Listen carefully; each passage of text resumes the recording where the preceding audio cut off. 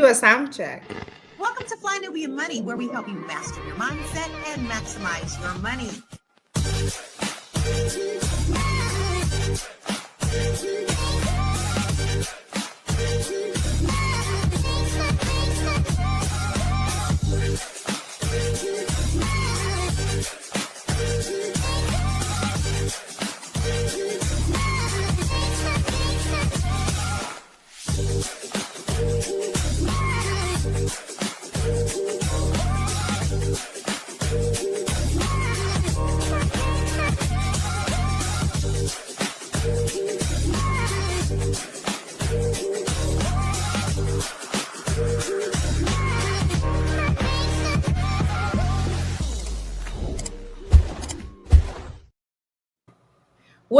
What's up, everybody? It's Fly Nubian Money, where we help you to master your mindset and maximize your what? Your money. Now, listen, we're talking today about everyday businesses that are quietly making people rich. Now, everybody wants to be flashy, but some of the biggest money makers are the most boringest jobs or businesses that you'd ever or you may never expect. Today, we're going to play a trivia with the queens and all of you guys in the chat. So we want you to guess which ordinary industries are quietly building millions. But before we get started, I want to introduce you to the dopest, amazingest queens on the planet. First up, we have Miss Marriage, Motherhood, and Money in that order, baby. All the way from Botswana, Miss Nomalanga. How you doing, lady? All right. And then next up, we got the B.Big. Coach. Hey, the B.Big. Hey, Dr. Felice in the building. She's going to have to bring some sense into the conversation because she is the resident therapist here. And she's going to have to help us get our lives all the way together. So how you doing, Miss Felice? You good? She's doing the Miss America wave. Okay. And last, but certainly not least, ladies and gentlemen, we have the doctor, the psychic medium, the stand-up comedian, and now she is a real estate agent. So she can stand up, she can tell you a joke, she can deliver your baby, tell your future. Now she can sell you a house, ladies and gentlemen. Dr. Charm, what's happening, lady? All the way from the ATL. Just coming off of my City Winery show that I have been plugging to you guys, and it was amazing. And I ended up hosting because I sold the most tickets, and the host got sick, and so they hollered at a player. They were like, "Hey, can you host?" And we had a ball. That's amazing. So Atlanta is not even your hometown, and you were able to sell tickets in Atlanta, more tickets than the homegrown people in Atlanta. Look, I don't just talk about it; I bees about it. Boom. I ain't talking about it. I'm walking about it, baby. Okay. I hear you. Good job. Good job. So you did a great job. So any future dates coming up? Any future gigs as a result of this? We will. It's all in the works. So just stay tuned. Watch my IG. Okay. Stay tuned. All right. That's what's up. All right. So listen, we're going to talk about the top 10 most boring jobs that are quietly making everybody or making people rich. So before we get started, I'm going to ask you guys in the chat. Oh, my bad. Businesses in the chat. I have some paper. The ladies have a paper or a dry erase board. I want you to write down the top 10 businesses that are making people boring businesses, everyday businesses that are making people rich. So let's give you about 60 seconds. We got the Jeopardy music. We got some Jeopardy music. Whatever it is.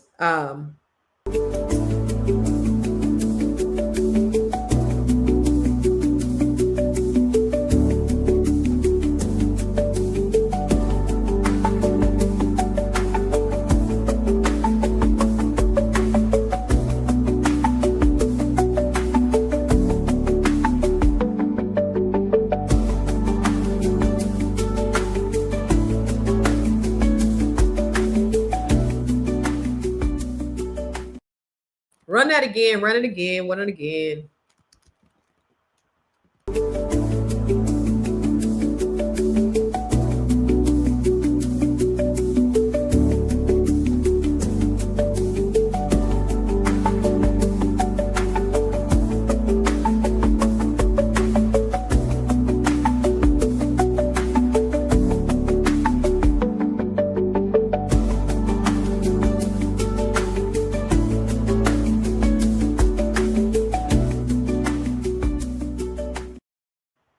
All right, ladies, y'all got it? You got your 10? I ain't got nowhere near 10, to be honest with you. You got 5? I got 5. I I got got 3. 5 on it. You got 5? Everybody got 5? Okay, so let's see what the folks in the audience. Okay, I see. Okay, well, we have a video. Let's watch the video because I am thoroughly confused because I don't know. I don't know. So let's watch the video to see what the top 5, and then we'll see what you guys have against what's on the video. Let's go. Smart Money Moves did a list, the richest people in the USA and what is it that they're doing. 18 quote boring businesses, right? Number 1 on the list, laundromats. All right. The startup costs are 200 to 500,000, but profit margins are 20 to 35%. And it works because it's an essential service with steady demand. Car washes. Yeah. We hear that all the time. Profit margins 16 to 25%. And that's a recurring customer base, opportunities for automation. And so that's a consistent cash flow. Vending machines. You know, I was going to get into that. Yeah. So I had thought about that too for a hot second. The failure rate is negative 15% in the first year. Low overhead, scalable with minimal effort, and profit margins 10 to 20%. I feel like I would want higher profit margins. Storage. That's a good facilities, one. self-storage facilities. I know I spent a lot of money on a damn storage facility for no reason. Profit margins 30 to 40%, and they charge a lot. It's like rent. Yeah. Again, has to be in a big city though. Pest control services, lawn care and landscaping. Pest control is expensive too. Keep me out of that business. Yeah, I wouldn't want to do it. Nope. Lawn care and landscaping, mobile notary services, junk removal services. That's definitely expensive. Yeah. I actually thought about that. Like, we need some junk removal. Pressure washing services, oil change services, and appliance repair services, bounty house rentals, portable toilet rentals. Don't put me in that either. And billboard leasing. So that's your list. I learned this from Small Business Services. Location is the number 1 reason why businesses work or don't work. Right. All right. Interesting. Did you guys, well, Nomalanga, you didn't see it at all, huh? Shit, I don't know what they were. So they were vending machines. I should have wrote it down. Laundromat, vending machines, car wash, storage, pest control, lawn care, portable toilet, and mobile notary are the ones I caught. No. Mobile notary? I don't think she said mobile. She said mobile. Yeah, she said mobile notary. Oh, okay. So I got nothing. Did you guys get any? No. Yeah, I got because I had looked into. I actually did a whole program where you they teach you how to do the vending machines, and so I'm still thinking about doing it because it's pretty low investment and you can get a used machine, and so people, especially because the pandemic happened, that really because people couldn't leave, and so they were having to be at work, so that really blew up over the last 5 years. But yeah, I had vending machines, I had coin laundry, waste management and solid waste, like anything to do with that, and then I had trucking logistics because that's based on like what the how much the truck has on a load, and so if you're able to like navigate that, there's commissions off of that. And there was another one I had. I put like financial planning, like tax accounting or financial planning, because I would think that would be boring, but maybe to the accountants it's interesting. Yeah. Okay. Well, shoot, you got quite a bit of them. What about you, Noma? Out of the list that you just heard, did you have any of them? My 5 were car wash, laundromat, dog walking, house sitting, and catering. And I only put those because I used to create those lists for businesses that have low overheads, and they're usually boring businesses, but you can get started without needing like equipment and stuff like that, or little. Yeah. Felice, you didn't have any on the list? No, I said accountant, bookkeeping, janitorial, HVAC, plumber. Like, I thought those were the ones. I know they make money. Yeah, those are, I mean, those are the trades I think we always talk about, because that's what I got. I was like, I got construction, plumbing, welding, but I didn't think about, the vending machine. In fact, about 20 years ago, my dad had some money and I had him invest in vending machines. I think he still has a couple at his house. And it depends on, location. You can get somebody to let you come in and put the vending machines in. If you have good quality vending machines, those are all factors as well. The church that I went to, I left the church because they wouldn't let me put my vending machine. That's what my cousin always say. Hey, remember that church you left because they wouldn't let you put the vending machine up in there? I was like, first of all, that's the reason why. Okay. All right. Yeah, I was my last job, I was a national sales manager for a farmer program, and one of my reps, I think he's in Pittsburgh. He had a vending machine route, and he was making like 25,000 a month, and he had a full-time job as a sales rep. And he said that the business had gone down, so he wasn't bringing in 25 right now, but he was still bringing in probably at least half. But it was like during the pandemic, it really hit. And a lot of times the scale up for those, if you buy a route, and I think that's what he did. He bought a route. And I know a guy here in Atlanta, he bought like a route that somebody had like 12 or 13 vending machines. So then you already have a built-in route and you don't have to work as hard, and it's already bringing in money. So would you, any of those on the list, would any of you guys think any pique your interest?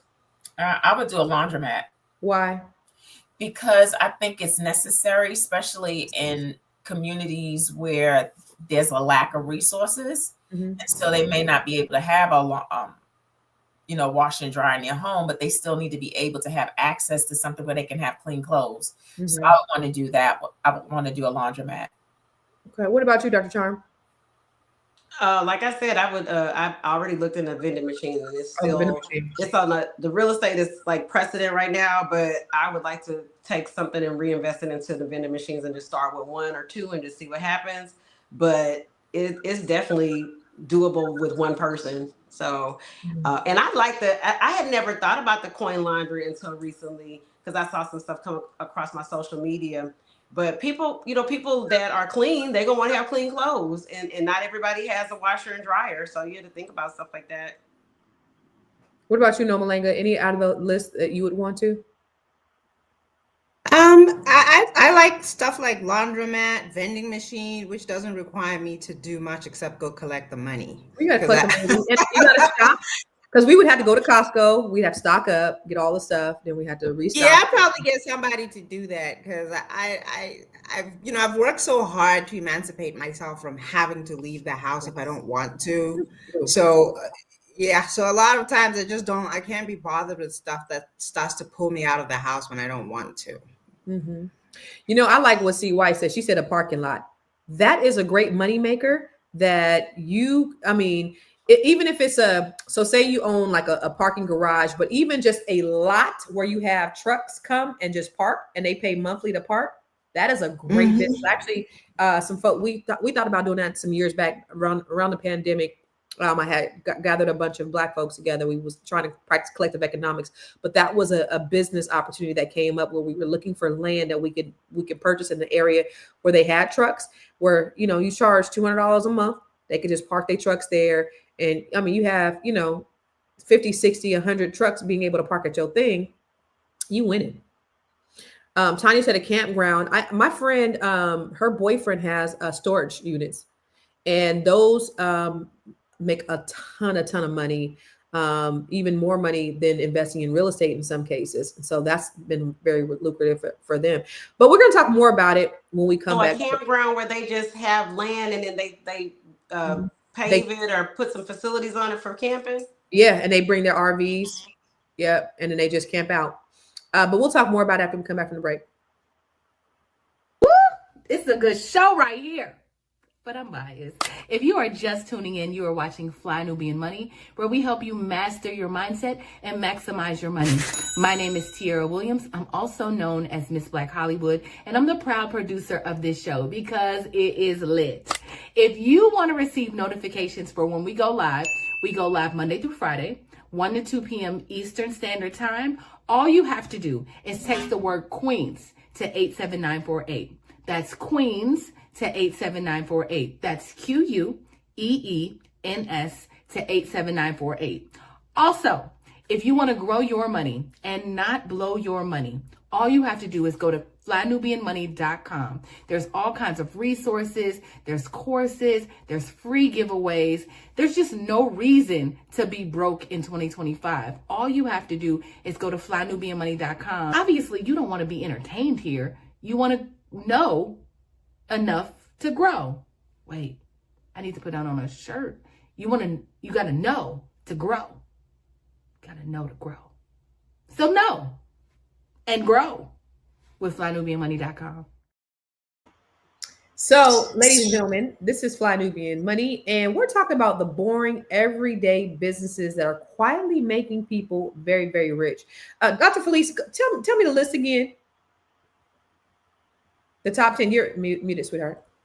It was laundromat, vending machine, car wash, storage units, pest control, lawn care, mobile notary, portable toilets. There was some more that I think maybe 2 or 3 more I didn't get. Okay. So, out of those in the audience, in the chat, if you could do one of those, laundromat, vending machine, car wash, storage, facility, restroom, lawn, restroom, lawn, landscaping, notary, or portable toilets, which would you do? Sophia said, I do mobile notary. Incog said security services. But somebody talked about vending machines. And Armando said that, the vending machine sounds cool, but let's keep in mind those snacks are what's poisoning our communities, processed foods, artificial food, and coloring. You know that you could have vending machines with hair in it. Have you seen those vending machines with weaves in it? You could have vending machines with Eyelashes. Eyelashes. Have y'all seen the salad ones? Because they have those at the Yes, hospital. I've seen it at the airport. I wanted one bad, but I was like, oh, they're gonna feed me on the plane. But I hella want to buy one.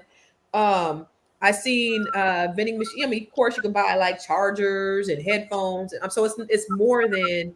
And you want, like, for something like that, you really want to be in an airport, for like, chargers and phones and things like that. And you can put healthy snacks. Like, I mean, to me, and that was kind of something I struggled with, being that I'm a naturopathic doctor, and I was like, I didn't want to get a vending machine and have like all junk in it. But I'm thinking about when I eat out of the vending machine, a lot of times I may grab a Snicker. I mean, we don't eat like that every day, but you can mix it with some Smart Pop or healthy popcorn, some peanuts, some cashews, fruit snacks, and other little things.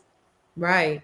Change it up. But I think these are good ideas. These are great starting places, because I think people don't really think about these types of jobs, landscaping. If you have a crew, like, I don't want to be the one behind the lawnmower. I don't want to be the one that has to stock the vending machines, like to Nomalanga's point. I want to be the one that's, I hire somebody to do that. I don't want to be Nino. I mean, I don't want to be the dope boys on the corner. I want to be Nino Brown. The kingpin. The kingpin. I don't want to be the one slanging on the corner. But there's another video. Let's look at this next video.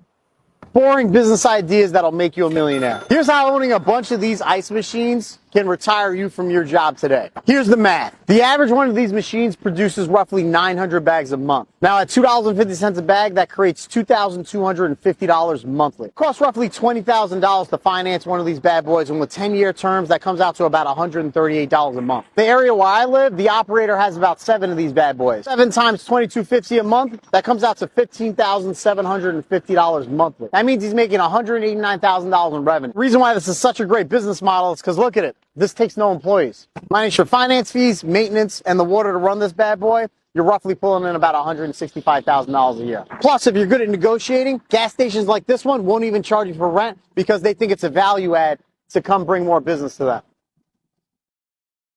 Question is, what are the startup costs for something like this? He said it was like $10,000 or $20,000. He says $20,000 and you finance it for 10 years. It's about $138 a month. Per unit? Yeah. That's interesting. So is that something, Dr. Char, would you do a vending machine? I mean, an ice machine? An ice machine? I don't know about the ice machine, but I definitely do the cold drinks and snacks. Okay. What do you think about the idea of the ice machine? I think that's a hard sell, only because you have more supermarkets that will sell you ice. McDonald's will sell you ice. If you at the gas station has ice inside the gas station. So it's almost like, it's overkill. So I'm not sure where, unless you put it like in rural areas where they didn't have access to those things, I'd have to think about where I could do it there. Yeah, that's true. The thing about it is, as Black folks, we got to start thinking outside the box, because we are under attack. We really are. They're coming for our jobs. Over 300,000 Black women have lost their jobs in the last several months. Unemployment is at an all-time high. They're specifically, and I don't care what nobody says, they're specifically targeting us. And so we have to start thinking outside the box. So I'm curious as to, have you guys seen anything new pop up in your area? Like, what are some ideas that you have maybe that you could share with other people, some things that they can do outside of these things? Maybe like dance studios, because right now one of the things that people are doing, they're coping by doing different line dances and stuff and getting together, and maybe like setting up a dance studio where different groups can have sections of the dance floor, rent out the dance floor in order to have their meetups to do their dance stuff or whole little things. So I'm thinking around that maybe. Yeah. Oh, he did say billboards. They did say billboards too, remember, on that first one?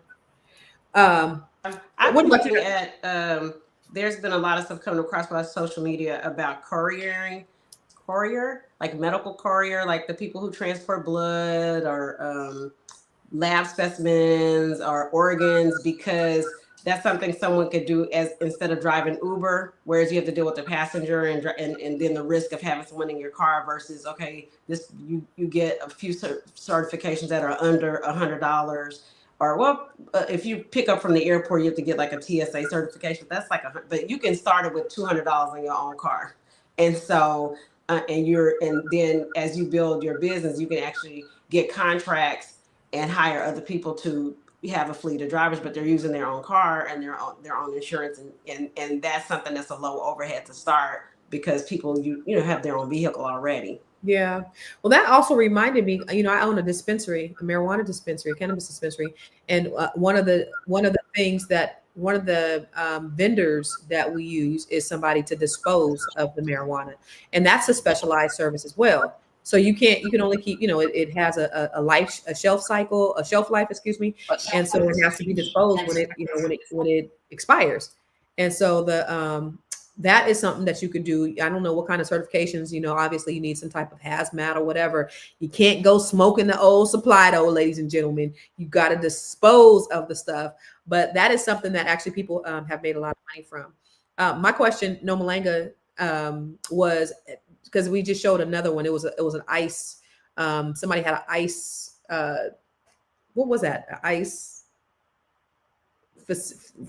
refrigeration facility sitting on a gas station. But what I was asking is, with everything, with everybody losing their jobs and us having to pivot and think of other things, can you think of like just something simple, a simple type of business that people could start? Because I think people just don't think outside the box. They look at what's flashy, like something simple that they can start at.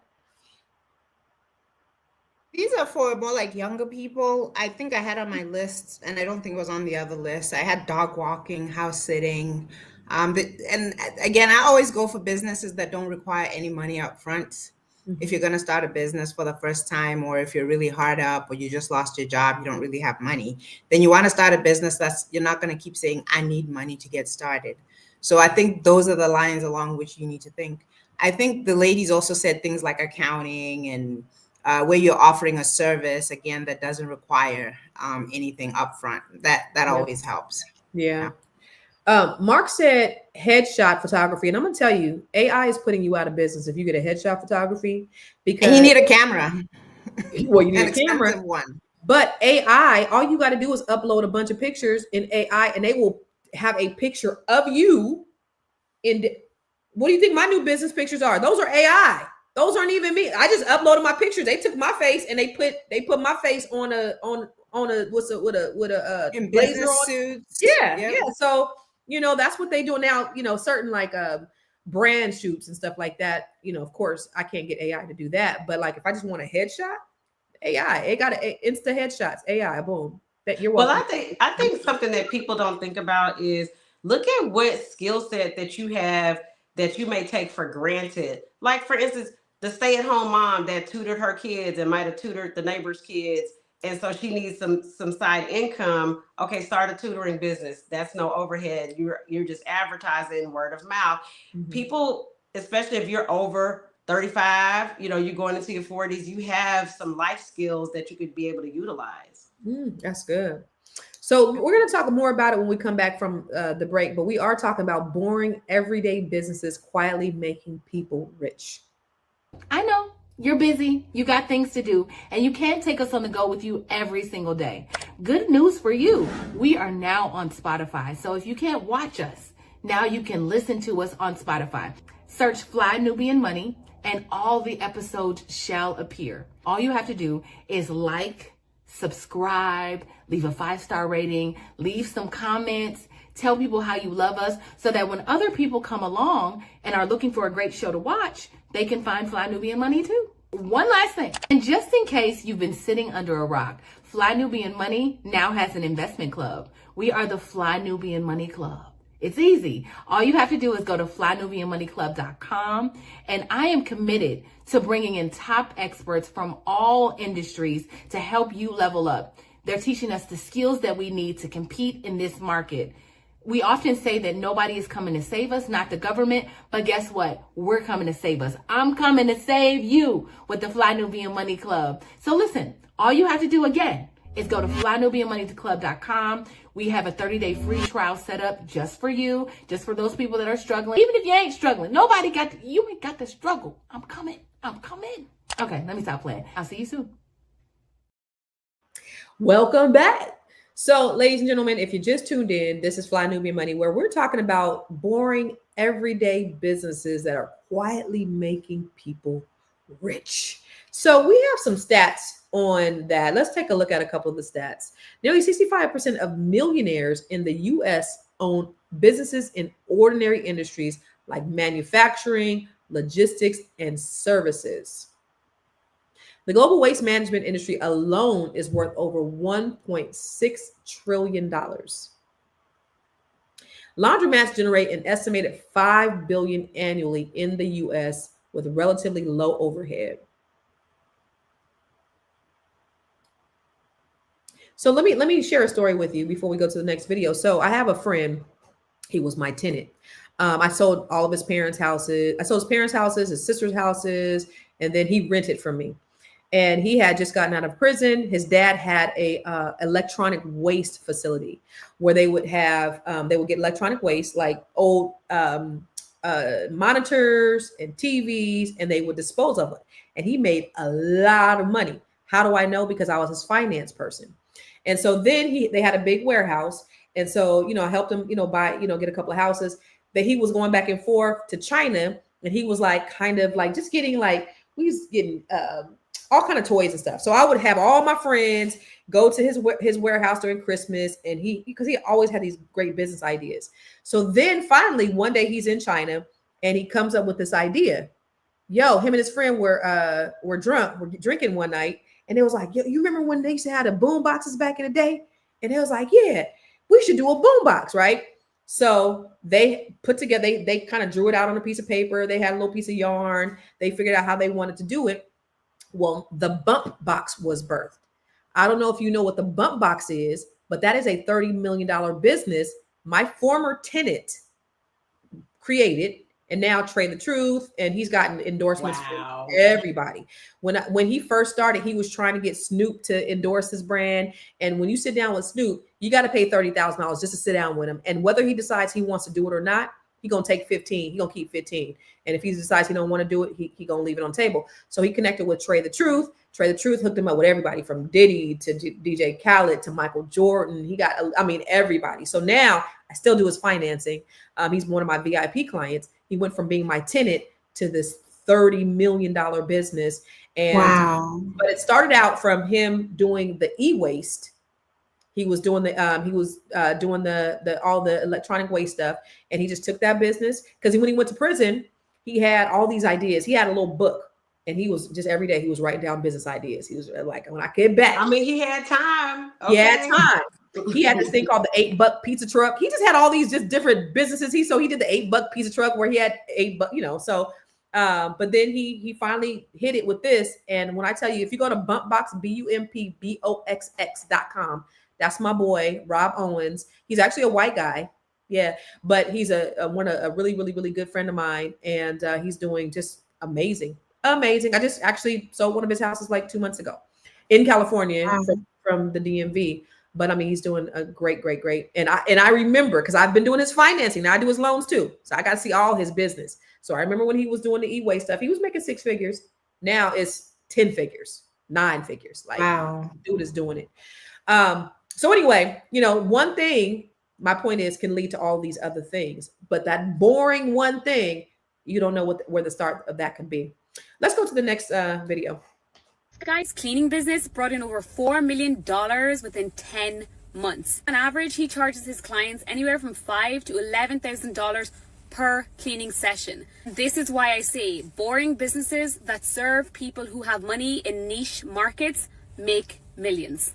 Let's talk about it. Whenever you want to start a business in a low barrier to entry market like cleaning, then you have to think differently to everyone else. You see, most people will follow the generic advice and just try and get any client, most of that being residential clients, Airbnb clients, or even office clients, where the average customer price is not as high as if they went into a really niche market. I talked about this before. Niche markets could be working directly with the government, could be selling to rich people, which is exactly what this man does. He offers cleaning services for private jets and aircrafts, but he doesn't even call it cleaning services, he calls it detailing, which is essentially like luxury cleaning. And his average prices really range from anywhere from $5,000 to $11,000, even higher than that, for cleaning different aircrafts. He has different fees for interior cleaning, exterior cleaning, even add-on services. If you think about it in the grand scheme of things, when he's charging anywhere from $5,000 to $11,000, even more than that, for cleaning someone's aircraft, is that really a lot of money when your aircraft costs $40 million?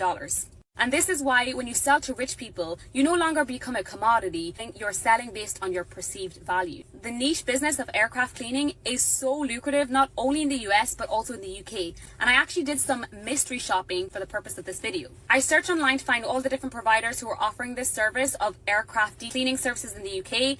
And trust me, there weren't that many.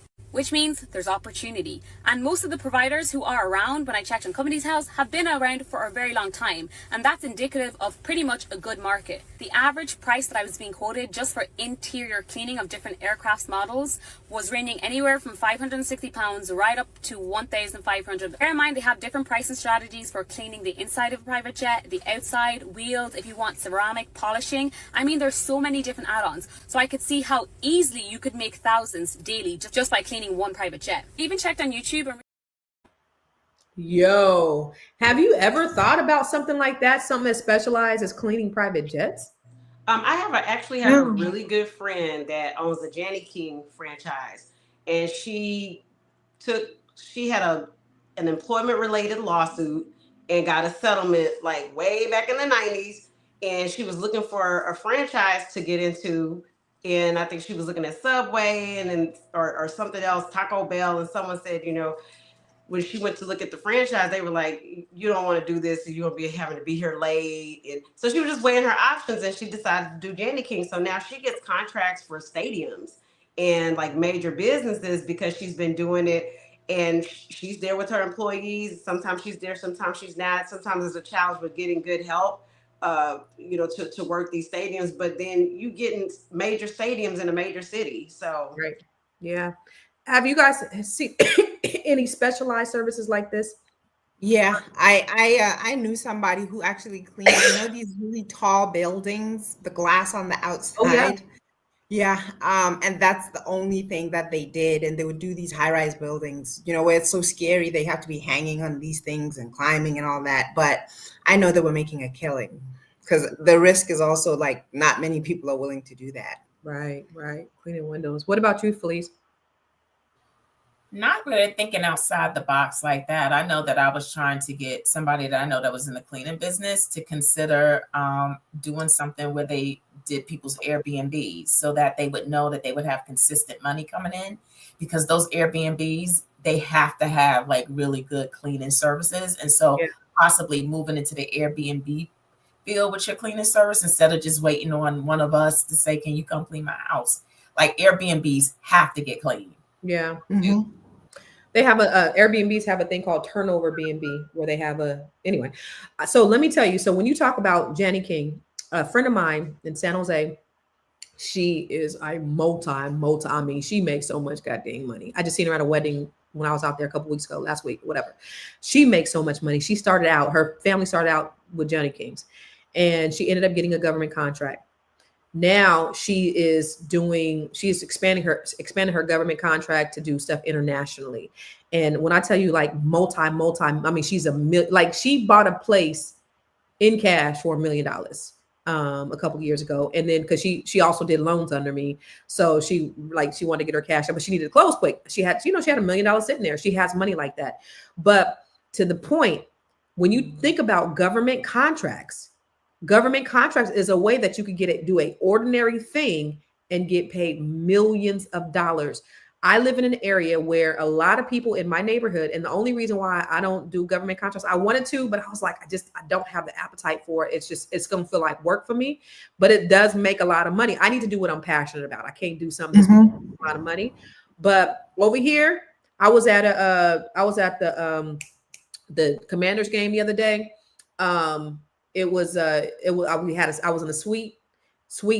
When I tell you, all Black people own these suites. These suites is about $250,000 a year for the suites, and they got a suite. A few businesses went in, but when I tell you, everybody on that row was Black, because they have these government contracts. They've taken something so simple. My girlfriend, she's done over $500 million in contracts. She told me, she was like, Constance, you got to do it. You got to do it. She said, I got one contract that's $1 million.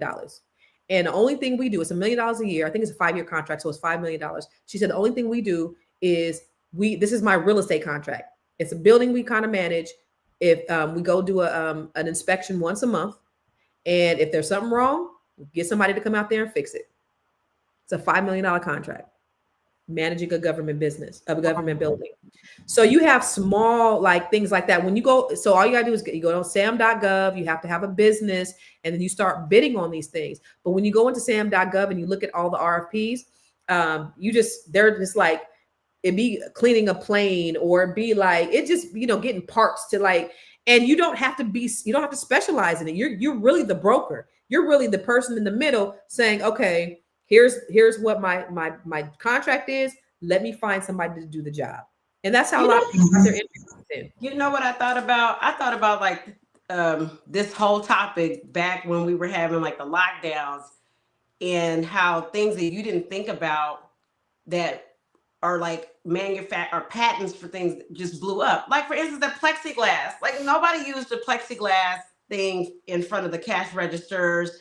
Nobody did that except for the banks. But with the pandemic, everybody had to get those little shields put up at the registers, or those little plastic covers that go over the debit card machines. Just imagine the person who manufactured those. They probably increased their net worth by hundreds of percents, or thousands of percentage points. And that's something that I would think would be extremely boring, manufacturing covers for the debit card machine. Right. And I think it's like seeing what there's a need, because I think that's what happens a lot of times is people are like, when I was going to get my hair done, I did not want to call that lady to make my appointment. I was like, damn, I need to invent an online appointment service. Now you have StyleSeat, you got Calendly. I was like, that was my idea. But you got to just see what the need is, and I think most people aren't willing to see the need and try to offer a solution for the need. Let's take a look at this next video. 3 businesses that you probably walk past every single day that could buy you your financial freedom. So keep watching if you're interested. Lint rollers. Every single person probably has a lint roller. No one thinks about who sells them, what make they are, if they need to be changed. It's been the same for years. For example, imagine selling really mini versions that you can put in your bag and you can take away, and making them cute and packaging them really cute so you can take them out. Oh my God, there's so many cute ideas. Take the ideas and start selling these, and you could make millions of this. This is a gold mine. I know, this is very boring, but label printers and thermal paper. Let me tell you something. There's about 30 million people that start a business quite literally every single year, and they're small businesses, and people need these kind of things. This is a little bit more high level in terms of what you're selling, especially the label printer. You can make so much more profit on it. It can be done in a really fun, cute way. It's very basic and it's very boring, but this could potentially be a gold mine. So travel pill organizer. I just came back from a trip and I'm very much into my vitamins, and these things were saving my life because I don't want to take tons and tons and tons of different vitamin things that I want to take. So I would just have one of these, but they're very boring and not really innovative. Imagine having daily ones with aspirational quotes, or little mirror, or aesthetically pleasing. There's so many cute ideas that I can do with this. another gold mine. If you're tired of waiting for the perfect idea, which by the way, there isn't one, start with boring businesses. Boring businesses will make you money, it'll get you capital, it could potentially make you a multi-millionaire. If you need So, Felice, I know you are always on this whole mental mindset. So, in order for somebody to go from being an employee to, being an entrepreneur and getting a boring everyday job, what kind of mindset shift do they need to have or need to exercise? Well, before even the mindset work, because mindset work is very rigorous, maybe possibly start by getting around entrepreneurs, like getting in spaces and networking with people who are doing business so that you can kind of see what it's like, talk to people, get a mentor, so that can kind of build and get you prepared to be able to visualize seeing yourself being in business, because you have to kind of feel it and know and believe that it's something you can do and that you have the skills, the resources, and the support in order to actually start getting into business. So I would start first, before the mindset work, is starting getting around entrepreneurs and getting in their mess, hearing them talk, hearing them spout out ideas so it can kind of get a bug on the inside of you. That's where I would start. Get in a room. If you around three broke people, you're going to be the fourth. Around 3 millionaires, you'll be the fourth. So, Nomalanga, what do you think is the mindset shift people need to adopt in order to shift from being an employee to an entrepreneur?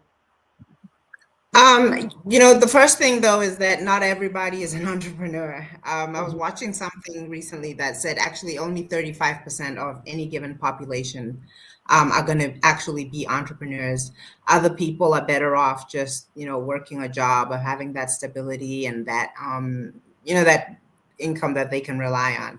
But having said that, I think Felice made a good point that you kind of have to be around entrepreneurs and see what they go through and understand what it is before you can jump into it. I remember by the time I had anything successful, I had tried, I think, 3 different businesses and failed dismally. But the good thing was that I was around entrepreneurs, and each time I was failing, I could kind of be around people who were encouraging, who were succeeding, and giving me the tips and the encouragement and the masterminds and all of that stuff. And mind you, this was back, it's been more than 20 years when I first started. But again, it has to be that support system that you can rely on, because if you're really going to run a business or go for it, especially if you're used to working a job, you're going to fail. And so you're going to fail, and you need to be able to get back up and try again. Or when it's down, you have to know how to keep yourself motivated and inspired and be around people who are going to give you that, advice, motivation, encouragement, and so forth. That's being around people. For you, Dr. Charm, my question is a little bit different because you're in real estate. And what I noticed when I first got into real estate, or when I see people who first get into real estate, they look at it as, why isn't my broker doing this for me? Why, they should be providing leads, they should be providing this. And so they come with a very employee-centric mindset into this environment, because they think that that way, well, we making the money, they need to invest in us, when really you're an independent contractor. So how are you able specifically, because I know you have a background in doing all these other multifaceted things, but just to settle into that and to be able to change your mindset so that you could be successful at that? Well, I mean, I've been in sales for the past decade and really my entire life. So, but specifically sales as a career, I just been selling medical products.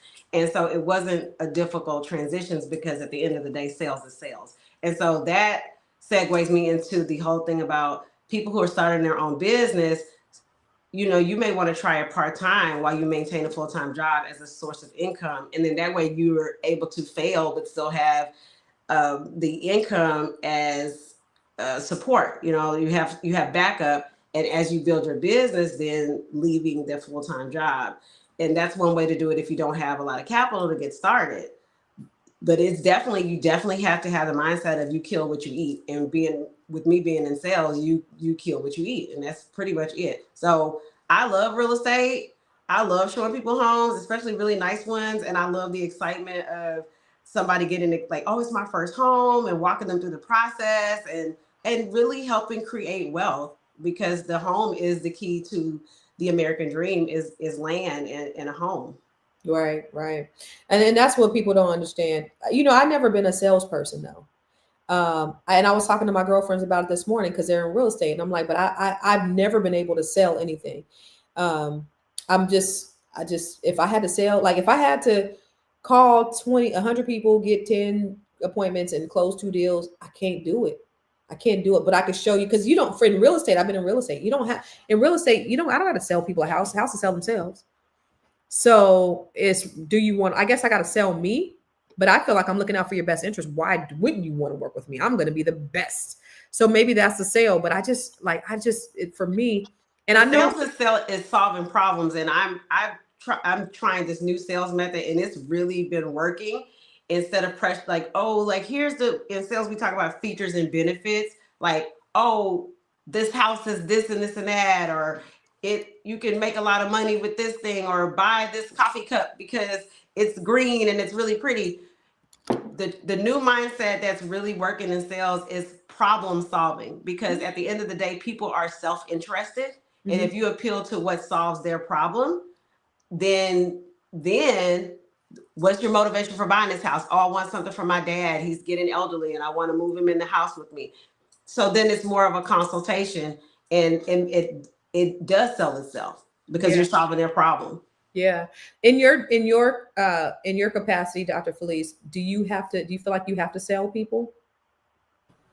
I think we all do. Like, in order to have somebody want to work with us, and build trust with us, we have to sell ourselves, and we sell ourselves by getting better at our crafts, right? And the more we get better at our crafts, I'm convincing you that I'm your one in order to make sure that we can get to the other side of your problem.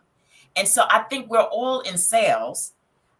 It's just that it doesn't look like the gimmicky thing that we normally see when you think about a car salesman. But when you were talking, Constance, with your posts, every time you're coming out with something new, that's a sale, right? Like you're getting out there and you're letting people know, this is me. This is what I can do. This is my creativity. What does that do? That builds interest for people to say, I want to buy with you. Mm-hmm. I want to work with you. And so I think we're all in the form of sales, every single one of us. That's good. What about you? Because you kind of looked bewildered when I said that I'm not a salesperson, Nomalanga. What do you think about that? Because you are. I think again, she was saying, we think of the sleazy car salesman, and that's actually the worst kind of selling. But when you're gonna sell, you're really just offering people information about what you're offering, right? And then the truth is that if what you're offering and you give them enough information, if it connects with something that they need, they'll take it. That's all. So that's all you ever do is just give people information. The ones who bite are the ones who this information is meeting their need. And if it doesn't, you just move on to the next. That's it. Once you get into that whole convincing thing and it gets all uncomfortable, then you're kind of losing it. Now you're into the sleazy salesperson kind of tricking, manipulating, and that's really just not what sales is about. It's really about knowing your product, sharing your product. And if it's a fit, it's a fit. If it's not, you move on. You might check back with them later, but you don't do that whole thing where it gets uncomfortable. Your pressure. And just want to get away from you. Yeah. Yeah, that's like a timeshare person. Like they will. You got to do it now. There's never going to be a time again. If you don't buy it right now, I got it. Like this doesn't feel good. Can I think about it? Can I process? Can I pray? Can I? That's easy. That's easy. Yeah. I was talking to a lady yesterday, and she just joined Net 7, and so she was like, "You are such." She might be watching. She said, "You're such a great salesperson. You got my credit card," and I was like, honestly, I'm not trying. Like this is. I figure, you have a need, and I just try to provide a service for your need. Now, when I first started doing that, when I first started offering my own products or services, that was very cringy to me. I never wanted to be that person that go in the back of the room and I'm saying, I couldn't do that. But as I became more confident in what I was doing, and I saw the results and I saw the transformation that it helped people, it's like, I got what you need, because I know that I have proven track record that this actually works. And so then it doesn't become a sale anymore. It does become exactly what you said, Nomalanga. You have a need, and here's is the solution to that. And so If it works for you, that's great. And if it doesn't, that's totally fine. You're solving the problem. But it's so funny to me because as a person who's a sales expert and a sales trainer in my previous positions, it's like nobody wants to be sold. And the research shows like when you feel like that somebody's trying to sell you, it actually activates your fight or flight response. And so then that's when people link up, oh, I gotta go, I can't. But then you're watching TV and commercials come on, you're getting subliminal messages all the time, or you're on social media and stuff comes across all the time. So the key for us in the sales arena is to sell something to someone, but without making them feel like they're being sold, because no one wants to feel like they're being sold. Yeah. Only thing I do is look, it's a million houses. Which one you want? I'm gonna look out for your best interest. I'm going to negotiate, and also I want it to be a win-win for everybody. I want whoever I'm negotiating on their behalf, I want them to feel like they walked away feeling good. I want the other people to feel like they walked away feeling good, and everybody, this is a great transaction. But some people feel like if I gotta win and you gotta lose, and I don't operate or subscribe to that either. Deborah said, absolutely, I'm a salesperson. She's in net 7. It comes so natural to you that you don't realize it. In my estimation, you appeal to people's emotions. Okay, I'll take it. Let's take a look at a couple more of these stats.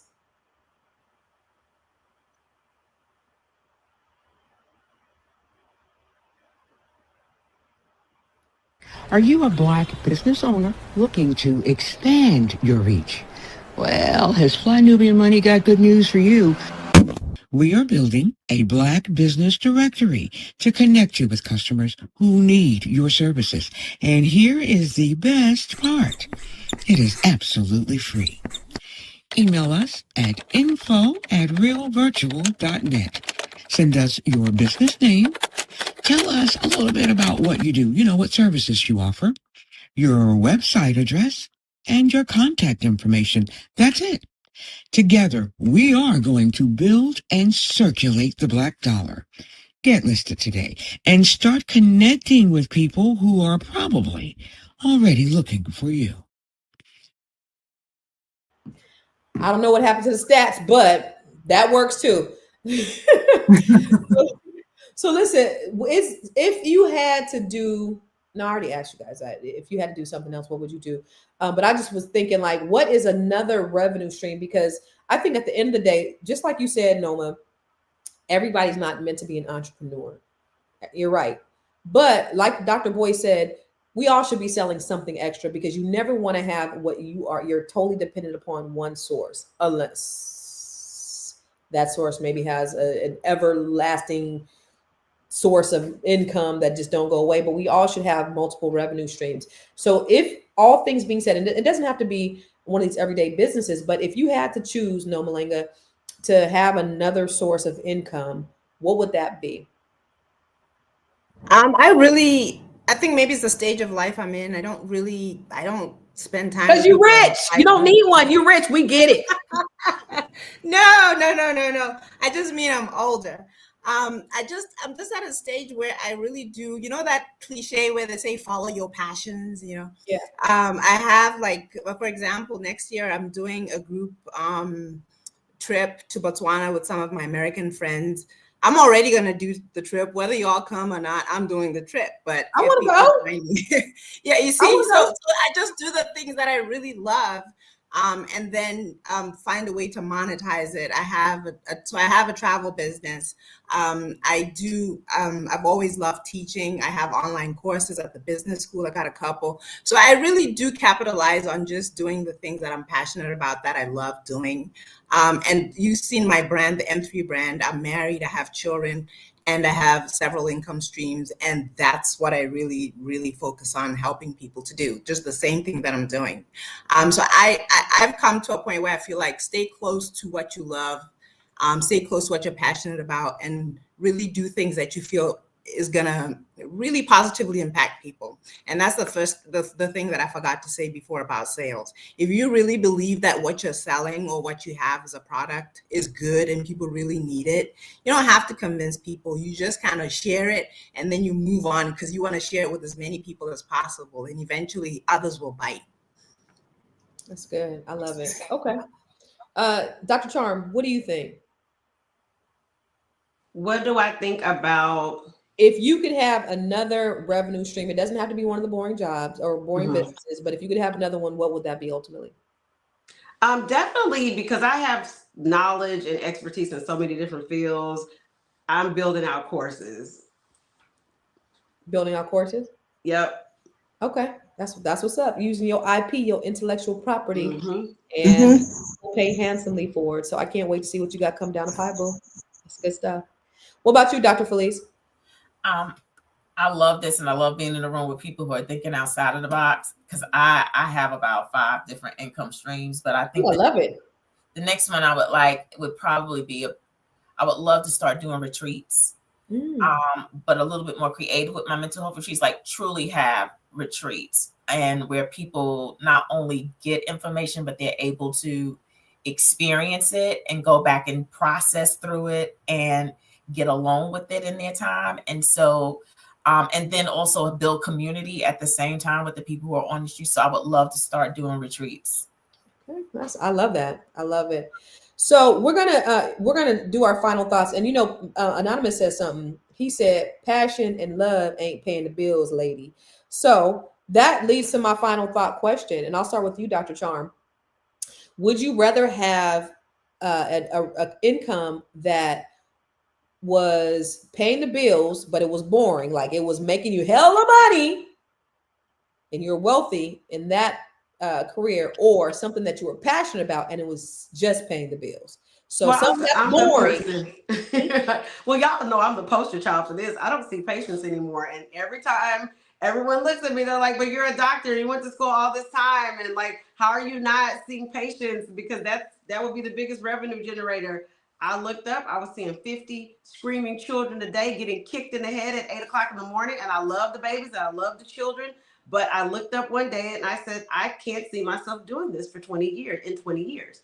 And when you have that type of situation, you have to follow your voice, your inner voice. You have to, especially someone who is intuitive as I am. I'm a psychic medium, so I have to follow that big voice that God has given me, because it leads to bigger and better things. And it has led to bigger and better things. And I'm very, very happy with what I do now. I'm excited. Life has a lot to offer. So follow your passions, but also be practical. That's my advice. You can find me at CharmGirl77 on Instagram. I am so excited to have been here, parlaying and politicking and conversating with you ladies. I have to bring my Houston out. Politicking and conversating with you ladies. But thank you. I'm very grateful. Yay. Good job, Dr. Charm. So for you, Nomalanga, would you rather have, it's for rich people, I know this answer is going to be, but would you rather have a quiet, boring business that made you millions, or something that you were passionate about that paid the bills? I don't think that you have to choose, because I actually believe in multiple streams of income. So some of the in this case, you got to choose, lady. I would choose the money, because being broke is no joke. Okay. Because the thing is that there are other things other than just enjoying life and being happy and all of those things. Those are important. But if you're broke and you can't meet your obligations, you can't take care of your family, and you're not having stability, I don't think that serves you or anybody that's around you. So I do believe in starting businesses that maybe it's not all that fun, but it makes sense, it's lucrative, and it pays the bills. I believe in that.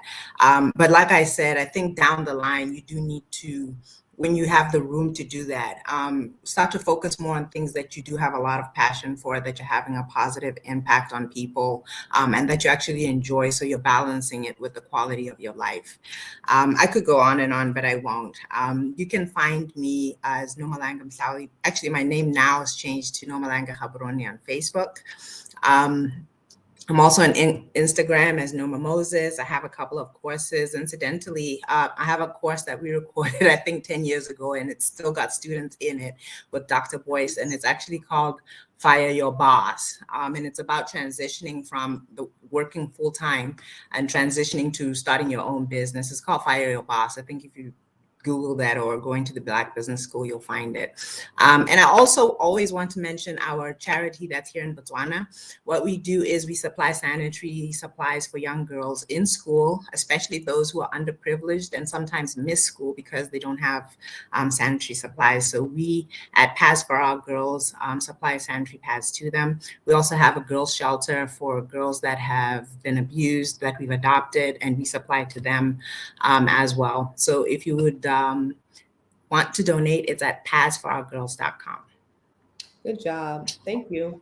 Miss Dr. Felice. So the question goes to you. Would you rather have a job, it pays the bills, and I got to make you broke, a job that you love, that you're passionate about, that pays the bills, or a boring business that makes you millions? So I'm going to choose the boring business that makes me millions because it's going to create the space for me to follow my passion. So it's actually going to lead me into my ultimate. And so that was quick and simple. I'm Felice Hightower Britt, your Be Better Coach. You can find me at Instagram at b.big.coach, and you can find me on my website, www.thebebigcoach.com. Yay. All right, you guys follow all these ladies. That wraps it up for us today. For me, I would choose the passion. I don't know. I love what I do, and I know that I could do something that could make a lot more money a lot quicker. But it doesn't motivate me. It doesn't get me out of bed. It doesn't do any of the things. So for me, it would be totally something that I'm passionate about. But if it wasn't paying the bills, if I was totally broke, because y'all don't even know what my bills are a month. So my bills are a lot. And so as long as I could cover my bills and, I could help my kids out and I could do all the other things, that I'm good. But anyway, this was a great, great show. And I think that we definitely need to look at, just different options. Like Nomalanga said, everybody is not destined to be an entrepreneur, nor are we encouraging everyone to be an entrepreneur, but you should have multiple revenue streams. Your money should be working for you in one way or the other, whether it's investing in something that's going to generate compounded interest, whether it's a side hustle, whether it's another business. Like I have my money, I have an app that I invested in. I pray that thing goes and it pops. And if it does, it's all good. And if it doesn't, I went in knowing that it's a possibility that it won't. I have my money in vehicles that generate compound interest. I have my money in stock. I have my money in all these other things in real estate. So if something should happen and my earned income is not doing well, then I have all these other places that I can pull money from. And that's what we need to do. We don't need to be stuck holding the bag. We need to have multiple revenue streams, whatever that looks like for you. Okay. That's what I want to tell you. But I do want to say that today's conversation showed us that wealth doesn't always look glamorous. The truth is that many millionaires, they built their fortunes in places most people overlook. So whether it's in laundromats or vending machines or waste management, the money is in the consistency, not the flash. So remember, here's at Fly Nubian Money, where we help you to master your mindset and maximize your what? Now, if you want to get more information, you could text the word Queens at 87948. Text QUEENS at 87948 so that you can get alerts every time we go live. All the trainings that we have through Fly Nubian Money or the Black Business School. Text Queens to 87948. And listen, we're going to see you tomorrow. Same bat time, same bat channel. Peace.